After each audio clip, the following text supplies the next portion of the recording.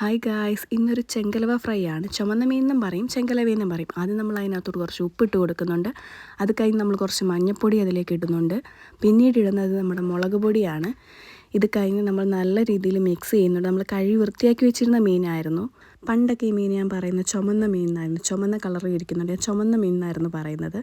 അങ്ങനെ നമ്മുടെ മീൻ അവിടെ കുറച്ച് റെസ്റ്റ് ചെയ്യാതിരിക്കുകയാണ്. ഇനി നമ്മൾ കുറച്ച് കോൺഫ്ലവർ എടുക്കുന്നുണ്ട്. കോൺഫ്ലവറിലോട്ട് നമ്മൾ കുറച്ച് കുരുമുളക് പൊടി ഇടുന്നുണ്ട്. അതിൻ്റെ കൂടെ കുറച്ച് ഉപ്പും കൂടി ഇടുന്നുണ്ട്. പിന്നീട് മുളക് പൊടി ഇട്ട് കൊടുക്കുന്നുണ്ട്. പിന്നെ കുറച്ച് മഞ്ഞൾപ്പൊടിയും കൂടി നമ്മൾ ഇട്ട് കൊടുക്കുന്നുണ്ട്.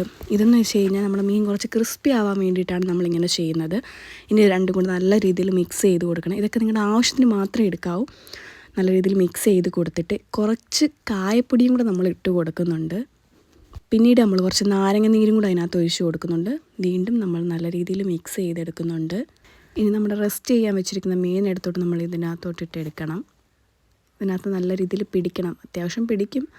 നല്ല രീതിയിൽ ഇളക്കി കൊടുത്ത് ആ കോൺഫ്ലവറും അതിനകത്ത് ഇട്ടേക്കുന്ന എല്ലാം നമ്മുടെ മീനിനകത്തോട്ട് നല്ല രീതിയിൽ മിക്സ് ചെയ്തെടുക്കണം. നമ്മുടെ മീനിനകത്ത് മസാലയൊക്കെ പുരട്ടി ഇങ്ങനെ വെച്ചേക്കാം. ഇനി നമ്മൾ പാൻ അടുപ്പിലോട്ട് വെക്കുന്നുണ്ട്. അതിനകത്ത് കുറച്ച് വെളിച്ചെണ്ണ ഒഴിക്കണം. വെളിച്ചെണ്ണ ഒഴിച്ചതിന് ശേഷം നമ്മൾ അതിലേക്ക് കറിവേപ്പില ഇടുന്നുണ്ട്. ഇനി നമ്മുടെ മീൻ നമുക്ക് ഫ്രൈ ചെയ്തെടുക്കാം. നമ്മളിനി ആ പാനിലോട്ട് ഇട്ട് കൊടുക്കുന്നുണ്ട്. അങ്ങനെ ഒരു സൈഡ് നമുക്ക് മുരിഞ്ഞ് കിട്ടി, അടുത്ത സൈഡ് മറിച്ചിട്ട് കൊടുക്കുന്നുണ്ട്.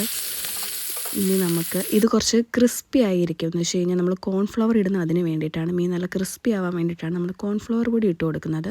അങ്ങനെ നമ്മുടെ ചെങ്കലവ ഫ്രൈ ഇവിടെ റെഡി ആയിരിക്കുകയാണ്. നമ്മൾ പ്ലേറ്റിലോട്ട് മാറ്റുകയാണ്.